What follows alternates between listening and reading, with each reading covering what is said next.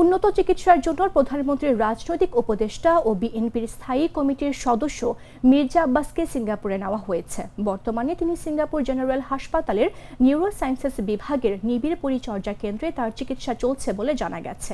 রোববার রাতে বিএনপির স্বাস্থ্য বিষয়ক সম্পাদক ডাক্তার রফিকুল ইসলাম এবং সাংবাদিকদের এ তথ্য নিশ্চিত করেন। তিনি বলেন, এয়ার অ্যাম্বুলেন্সে প্রায় 3.5 ঘন্টার যাত্রা শেষে মির্জা আব্বাস নিরাপদে সিঙ্গাপুরে পৌঁছান এবং তাকে সিঙ্গাপুর জেনারেল হাসপাতালে ভর্তি করা হয়েছে।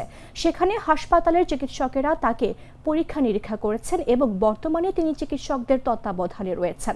রফিকুল ইসলাম আরও জানান, যাত্রাপথে তার কোনো ধরনের শারীরিক জটিলতা দেখা দেয়নি। হাসপাতালে পৌঁছানোর পর চিকিৎসকেরা প্রয়োজনীয় পরীক্ষা সম্পন্ন করেছেন এবং আইসিইউতে রেখে তার নিবিড় পর্যবেক্ষণ চলছে। এর আগে রোববার বেলা 11:30টার দিকে মির্জা আব্বাসকে বহনকারী এয়ার অ্যাম্বুলেন্সটি ঢাকার হযরত শাহজালাল আন্তর্জাতিক বিমানবন্দর থেকে সিঙ্গাপুরের উদ্দেশ্যে রওনা দেয়। বিকাশ পেমেন্টে 10,000 টাকার বেশি অফার। শপিং চলছে তো